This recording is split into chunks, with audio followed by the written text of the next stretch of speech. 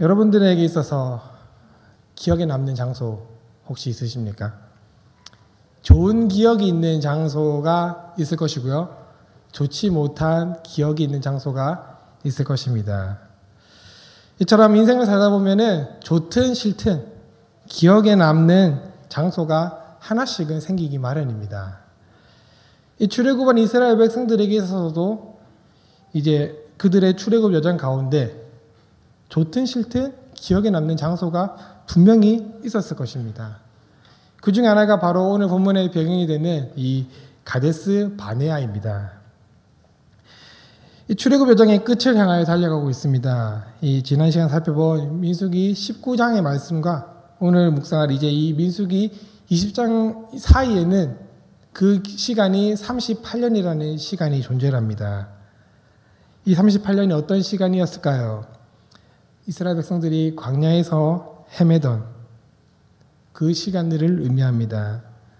38년 동안 하나님께서는 침묵하셨고 민수기는 그 38년의 시간을 기록을 하고 있지 않습니다. 그러나 분명한 것은 이 38년은 바뀌지 않았던 그 옛사람의 모습으로 하나님을 따르려고 했던 그 이스라엘 백성들을 그들을 처리하는 기간이었으며 한편으로는 비겁하고 도망치기 좋아했던 오합지졸이었던 그 노예였던 그 이스라엘 백성들을 가나안을 차지할 수 있는 하나님의 군대로 여호와의 군대로 성장시키는 시간이 바로 이 38년의 시간이었습니다. 그리고 오늘 본문 1절 말씀해 보시면은 첫째 달에 이스라엘 자손 곧 온 회중이 신광야에 이르러 백성이 가데스에 머물더니 미리암이 거기서 죽음에 거기에 장사되니라 라고 말씀을 하고 있습니다. 여기서 이 첫째 달이 출애굽을 한 지 40년이 되는 해 첫째 달을 의미합니다. 19장에서는 이제 38년 전에 있었던 이야기를 기록하고 있고요. 20장에 와서 바로 38년이 지난 40년째 되는 그 첫째 달 있었던 사건을 기록하고 있다는 것이지요. 그리고 이 첫째 달이 가지고 있는 이 시간적 의미에는 출애굽 1세대 사람들은 이제 대부분 다 광야에서 죽었고 이제 그 광야에서 태어난 이 출애굽 2세대의 백성들이 이제 주축이 되었다.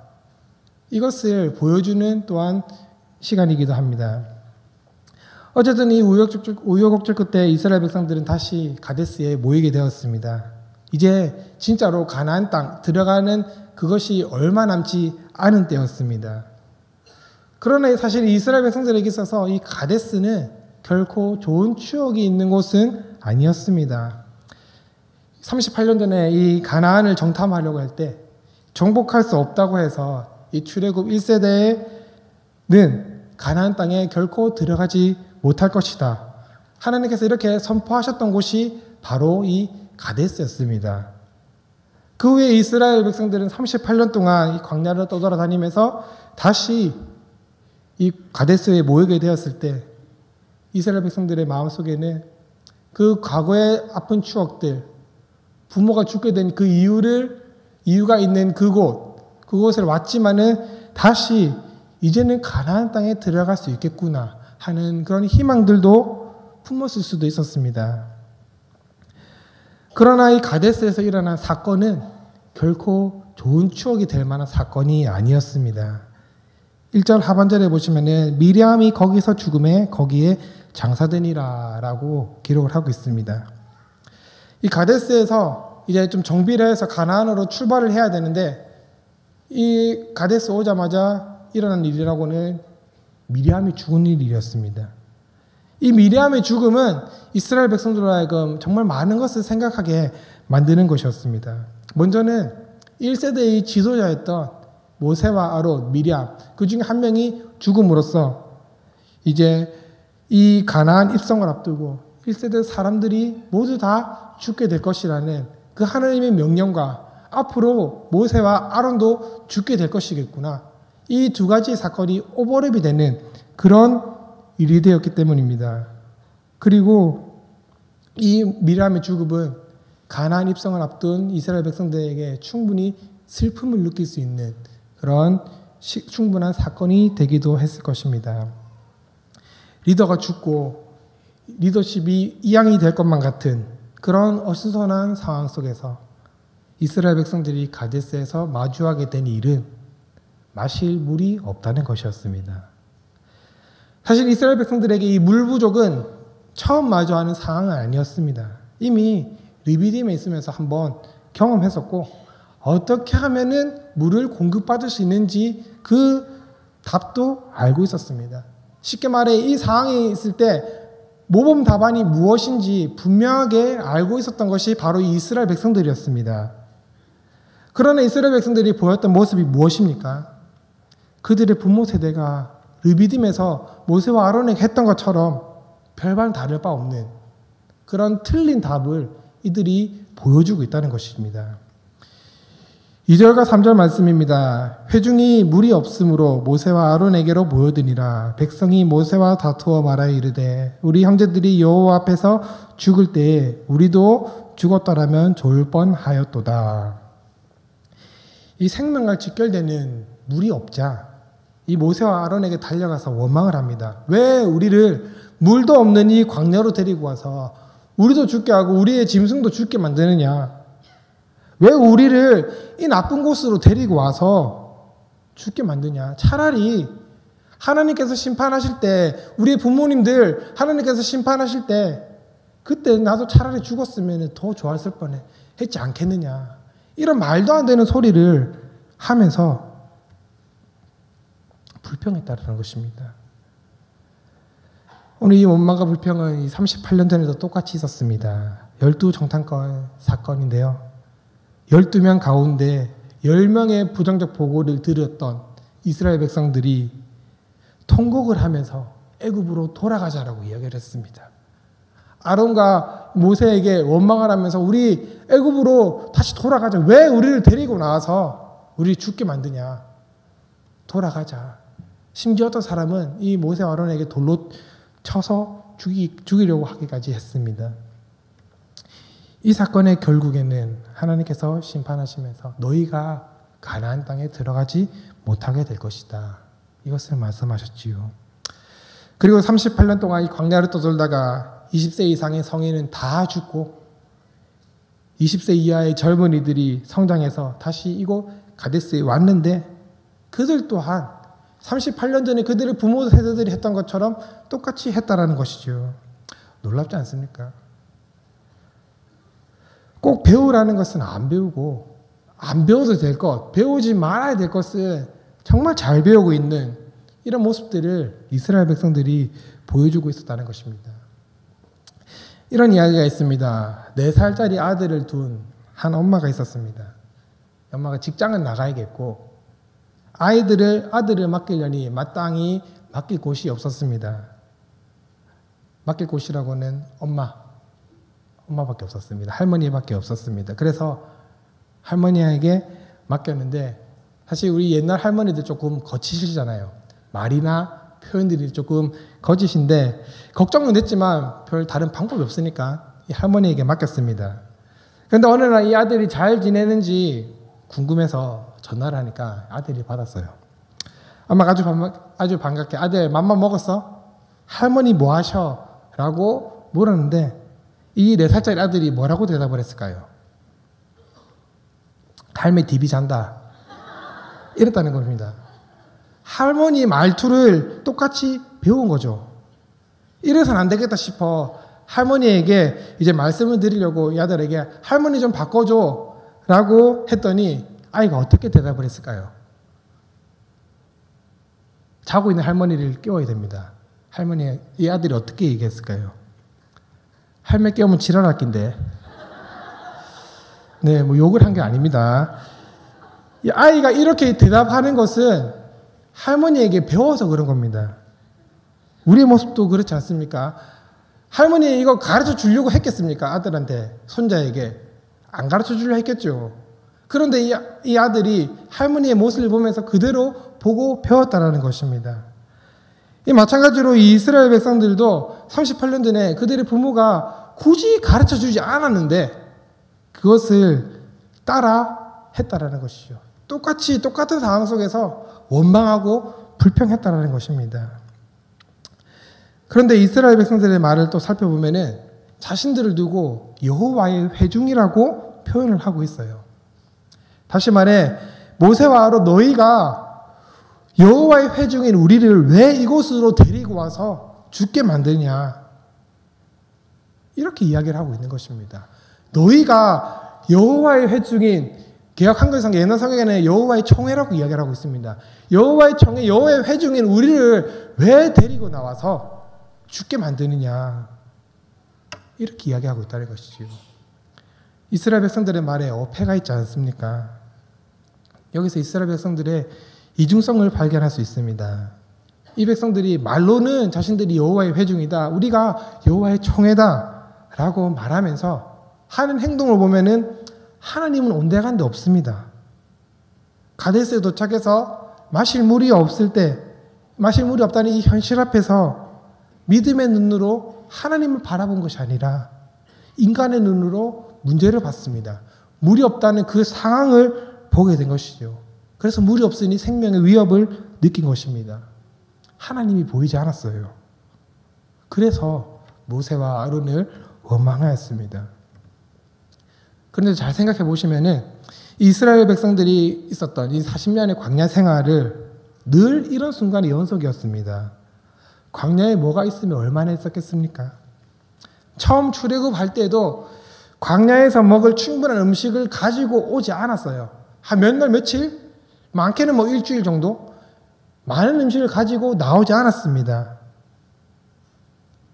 반드시 이 광야를 떠돌 때 음식을 구해야 되는 그런 상황에 있었다는 것이지요.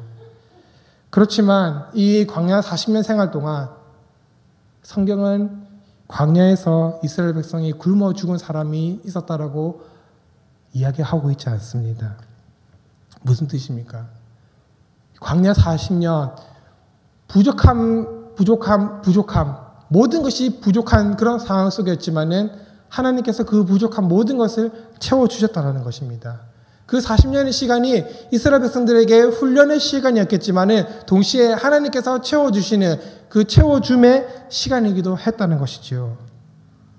마라에서 물이 써 물을 마시지 못할 때도 물을 정화시켜 주셨고, 르비딤에서는 물이 솟아나게 하셨으며, 양식이 없어서 먹을 게 없어서 원망하고 있을 땐 만나와 메추라기로 매일에 먹을 양식을 채워주셨습니다. 넉넉하진 않았지만 부족하지도 않았습니다. 없지 않았어요. 분명히 있었습니다. 그런데 그들의 눈이 그것들을 보지 않았다는 것이지요. 그래서 이스라엘 백성들은 사실 원망을 해서는 안 됩니다. 원망이라는 것을 생각조차 하지 않는 것이 정상적인 거예요. 그런데 이들은 원망을 하고 있습니다. 4절과 5절에 보시면은 너희가 어찌하여라고 시작합니다. 너희가 어떻게 우리를 광야로 인도하고 있느냐? 너희가 어떻게 우리를 아무것도 할 수 없는 이 광야로 우리를 데리고 왔느냐? 여기는 이것도 없고 이것도 없고 이것도 없고 이것도 없는데 왜 이곳에 우리를 데리고 왔느냐? 이렇게 하는 것이지요. 모세와 아론이 앞장서서 이스라엘 백성들을 인도한 것은 사실입니다. 그러나 모세와 아론은 앞장을 섰을 뿐이지 결국 이들도 자신보다 앞장서서 인도하시는 그 하나님만 보고 갔던 것입니다. 출애굽을 할 때부터 가나안에 들어갈 때까지 하나님께서 구름 기둥과 불 기둥을 통하여서 이스라엘 백성들을 인도하셨습니다.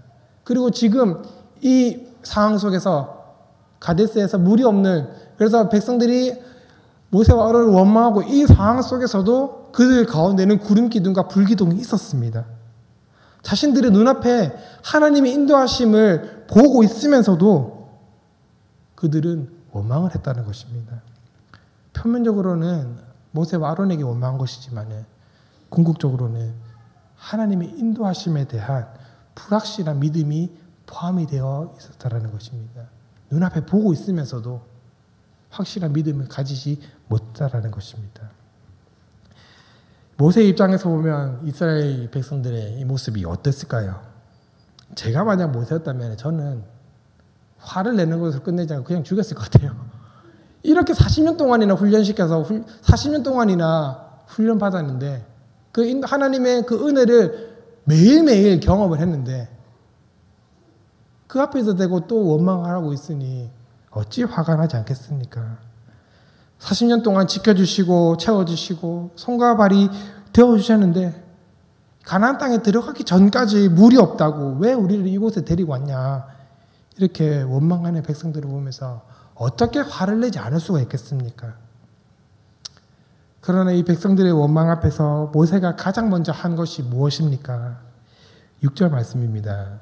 모세와 아론이 회중 앞을 떠나 회막문에 이르러 엎드리매.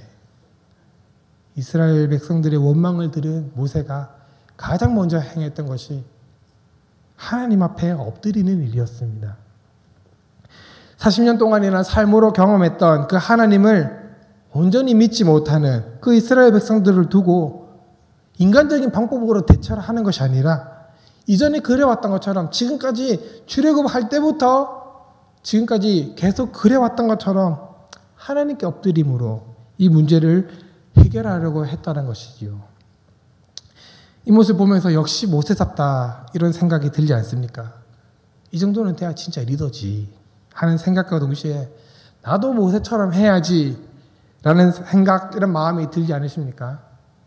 저만 드는 건가요? 무엇보다도 내 눈앞에 놓여져 있는 이 문제를 두고 이 문제 앞에서 우리가 인간적으로 대처할 것이 아니라 내 생각대로 정말 나에게 주어진 것대로 이것을 대처할 것이 아니라 하나님 앞에서 엎드릴 수 있는 이 저녁이 될 수 있기를 소망합니다. 모세의 엎드림 앞에서 하나님께서는 단 한 가지를 말씀하셨습니다. 우리 8절 말씀을 함께 한번 읽어보겠습니다. 8절 말씀입니다.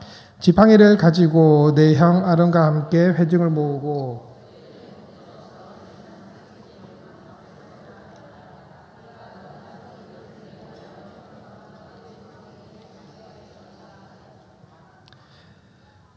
특별히 한글 성경에는 번역이 되어 있지 않는데요. 원문 성경에 보면은 하나님께서 모세에게 그 지팡이를 가지고 물을 내라라고 말씀을 하고 있습니다. 그 지팡이. 그냥 아무 지팡이가 아니라 하나님께서 특정해 놓으신 그 지팡이를 가지고 물을 내라라고 말씀하셨다는 겁니다. 그 지팡이, 어떤 지팡이일까요? 이적을 행하는 하나님의 능력을 상징하는 그 하나님의 지팡이로서 이제 바로왕 앞에서 나일강을 쳐 피로 물들게 한 그 지팡이였으며 르비딤에서 이 반석을 쳤던 그 지팡이를 말하는 것입니다. 하나님께서 이처럼 지금까지 많은 이적을 일으키신 그 도구로 사용했던 그 지팡이를 가지고 회중을 모으라고 하신 것은 여기서도 하나님께서 당신의 능력을 보여주시겠다. 여기서도 하나님의 그 능력을 나타내시겠다. 하나님께서 함께하고 계신다. 이것을 보여주기 위함으로 우리가 이해할 수 있습니다. 그런데 이 오늘 본문을 잘 읽어보시면은 그 지팡이를 가지고 어떤 액션을 취해라는 말씀을 하신 것은 없습니다. 나일강을 쳐라. 반석을 쳐라. 이렇게 말씀하시지 않으시고 그 지팡이를 가지고 반석에게 물을 내라라고 명령만 하셨습니다. 또한 하나님 말씀 속에는 이스라엘 백성들이 가지고 있었던 그 원망과 그 불평에 대한 그 어떤 반응도 하나님께서 나타내 보이시지 않으셨습니다. 그냥 물이 없는, 물을 원하는 그 이스라엘 백성들에게 물을 공급해줘라. 이것이 하나님께서 모세에게 말씀하신 전부였습니다. 어떠한 심판과 어떠한 책망도 없이 물을 공급하심으로 하나님께서는 이 출애굽 2세대들에게 부모 세대들에게 함께했던 그 하나님 여전히 너희 가운데서도 함께 하시고 계신다. 너희 가운데 능력을 베푸시는 하나님, 너희에게 필요한 것을 채워주시는 그 하나님을 보여주시기 위함을 확실하게 하시기 위해서 어떠한 책망과 어떠한 징계 없이 심판 없이 그냥 공급하시겠다라고 하셨던 것입니다. 이 모세 역시 이 9절의 말씀을 통해 하나님의 명령을 듣고 순종하였음을 알 수 있습니다. 우리가 잘 아시다시피 모세는 온유한 사람이었어요. 민수기 12장 3절에서도 기록하고 있는데요. 이 사람 모세는 온유함이 지면의 모든 사람보다 더하더라라고 말씀하고 있습니다. 이 세상의 모든 사람보다 모세의 온유함이 더하다. 모세만큼 온유한 사람이 없다라는 것이지요. 그런데 이후에 기록된 일들이 모세로 하여금 그가 바라고 소망하던 것들을 잃어버리게 만들었습니다. 그의 온유함을 지키지 못하는 일들이 일어나게 됐다는 것이지요. 10절 말씀입니다. 모세와 아론이 회중을 그 반석 앞에 모으고 모세가 그들에게 이르되 반역한 너희여 들으라. 우리가 너희를 위하여 이 반석에서 물을 내랴 하고. 이스라엘 백성들 앞에서 모세가 한 첫 마디는 이 반역한 백성들아 우리가 너희를 위하여서 물을 내야겠느냐, 이것이었습니다. 반역한 백성들아 우리가 너희를 위하여서 물을 내야겠느냐. 사실 모세의 말이 틀렸다고 할 수는 없습니다. 왜냐하면 이스라엘 백성들이 행했던 이 행동은 하나님 앞에서 범죄한 것이었기 때문에 이들의 지도자로서 이 모세는 하나님의 시각으로 이 백성들을 책망하고 이 이스라엘 백성들을 심판할 수 있는, 그들에게 훈계할 수 있었습니다. 그런데 이것은 모세의 지극히 개인적인 감정에서 나온 말이었습니다. 앞서 언급하였지만 하나님께서는 모세로 하여금 그 이스라엘 백성들 책망해라, 심판해라 이런 말씀 전혀 하시지 않으셨습니다. 그냥 물만 내라고 하셨습니다. 그런데 모세는 이스라엘 백성들을 보면서 이 책망에 매우 마음을 담아서 이 반역한 백성들아, 옛날 성경에 이 패역한 자들아 이렇게 불렀던 것이지요. 왜 그랬을까요? 모세가 왜 그랬겠습니까? 하나님 명령 잘 듣고 순종하기로 했는데 막상 이스라엘 백성들 얼굴 보니까 하나님께 집중하지 못하고 그 원망과 불평 어린 그들의 말과 그들의 표정들이 눈에 보였다라는 것입니다. 지금 자기 눈앞에서 이세대 백성들이 그들의 부모들과 별반 다를 바 없는 그런 행동을 하고 있는 것을 보고 있자 하니 과거가 떠올랐다는 것이지요. 그래서 이 백성들 앞에서 하나님께서 이 반석을 통하여 너희에게 물을 공급하라고 하셨다고 하면서 물을 내라고 반석에게 명령만 하면 됐는데, 그냥 하나님께서 명령하신 그 명령에만 순종하면 됐는데 모세가 개인적인 마음을 담아서 그들을 책망했다는 것입니다. 더욱이 모세는 이 하나님의 명령대로 하지도 않았습니다. 11절 말씀 보시면은 모세가 그의 손을 들어 그의 지팡이로 반석을 2번 치니라고 기록을 하고 있습니다. 하나님께서 모세에게 명령하신 그 내용이 무엇이었습니까?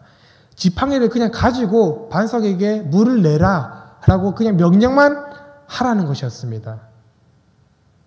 지팡이를 가지고 어떤 액션을 취하라고 하신 것이 없었어요. 그런데 이 모세는 하나님의 명령대로 하지 않고 반석을 쳤습니다. 21절에 이것을 원문에 가깝게 표현하면은 모세가 그의 손을 들어 그 지팡이로 반석을 2번씩이나 치니 라고 할 수 있습니다. 이것이 조금 더 정확한 번역이라고 할 수 있습니다. 이 모세가 반석을 2번씩이나 쳤다. 한 번도 아니고 2번씩이나 쳤다라는 것은 하나님 말씀에 순종하지 않고 하나님의 방법이 아닌 자신이 경험, 자신의 생각대로 했다는 것을, 이것을 의미하는 것입니다. 이전에 르비딤에 있으면서 반석을 이 지팡이로 쳤을 때 물이 터져 나왔던 것처럼 그 경험을 살려서 여기서도 똑같이 반석을 쳤다라는 것입니다. 이스라엘 백성들이 다 보는 앞에서 하나님의 명령이 아니라 자신의 경험과 방법대로 행함으로써 하나님께 영광을 돌리는 것이 아니라 내가 했다, 내가 이것을 행했다, 자신에게 영광을 돌리고 있는 그런 모세의 모습을 여기서 볼 수 있는 것입니다. 이런 모세의 행동은 철저히 자신의 감정에 따른 행동이었습니다. 이스라엘 백성들 앞에서 자신의 분노와 자신의 그 혈기를 다스리지 못한 결과임이 분명했습니다. 하나님 앞에서 불순종한 것이지요. 모세의 이러한 행동이 모세로 하여금 그가 평생을 두고 소망했던 것을 놓치게 만들었습니다. 인간으로서의 모세의 연약함이 그대로 드러나게 된 사건이 바로 이 본문의 사건이라는 것입니다. 12절 말씀 우리 함께 한번 읽어보겠습니다. 12절 말씀입니다. 여호와께서 모세와 아론에게 이르시되 너희가 나를 믿지 아니하고 이스라엘 자손의 목전에서 내 거룩함을 나타내지 아니한 고로 너희는 이 회중을 내가 그들에게 준 땅으로 인도하여 드리지 못하리라 하시니라. 아멘. 모세의 입장에서 보면은 이 혈기를 참지 못한 것은 단 한 번이었습니다. 그런데 하나님의 눈에서 이 모세의 행동은 불순종이었습니다. 처음 모세가 하나님 앞에 엎드렸을 때 내 말에 어떻게 순종해야 되는지 그 순종의 방법을 알려주셨습니다. 그러나 모세가 그대로 순종하지 않자 하나님께서는 가차없이 모세로 하여금 너는 가나안 땅에 들어가지 못할 것이다. 가나안 땅 앞에서 너는 죽게 될 것이다. 이렇게 말씀하신 것입니다. 그 이유는 분명합니다. 첫 번째로 모세가 나를 믿지 아니했기 때문이었고요. 또 하나는 이스라엘 자손의 목전에서 이스라엘 자손들 앞에서 나의 거룩함을 나타내지 아니했기 때문이라고 하나님께서는 분명한 이유로 말씀하고 계십니다. 하나님의 도구로서 하나님께서 시키시는 그 일에만 온전히 순종해야 되는데 그러지 않고 하나님의 그 거룩함을 나타내는 것이 아니라 자신의 거룩함을 나타내고 자신의 생각대로 자신의 경험대로 하려고 했던 그 결과가 그것이 모세로 하여금 그가 평생 동안 기다려왔던 그 약속의 땅, 그 가나안 땅을 들어가지 못하게 되었다는 것입니다. 좀 억울하다 생각되지 않습니까? 평생 순종하다가 정말 딱 한 번 불순종했는데 그 한 번의 잘못으로 인해서 그 평생 소원했던 그것을 놓치게 되는 이런 결과를 받아들인다는 것이 결코 쉽게 납득할 수 있는 것은 아닌 것 같습니다. 하지만 이것을 통해 하나님께서는 당신의 말에 어디서든지 언제든지 전적 순종을 원하신다는 사실들을 보여주시고자 하셨습니다. 하나님께 순종함에 있어서는 단 한 번의 불순종조차 용납되지 않는다는 것입니다. 하나님께서는 단 한 번조차도 그냥 용납하시지 않으신다는 것이지요. 반면 하나님께서 이스라엘 백성들을 향하여서는 당신의 거룩함을 나타내셨습니다. 모세와 아론을 향하여서는 심판을 하셨지만 이스라엘 백성들을 향하여서는 당신의 거룩함을 나타내셨어요. 다시 11절 말씀 살펴보시면은 모세가 그의 손을 들어 그의 지팡이로 반석을 2번 치니 물이 많이 솟아나오므로 회중과 그들의 짐승이 마시니라 라고 기록을 하고 있습니다. 모세가 이 하나님의 명령대로 하지 않아서 그 하나님의 거룩함을 나타내지는 못했습니다. 그렇지만 하나님께서는 이 모세의 행동을 통하여서 반석에서 물이 많이 솟아나게 함으로써 하나님 스스로 당신의 그 거룩함을 나타내셨다는 것입니다.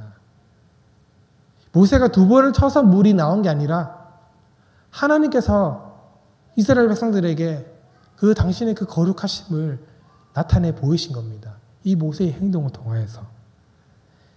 13절 하반절이 이것을 증명하고 있습니다. 여호와께서 그들 중에서 그 거룩함을 나타내셨더라.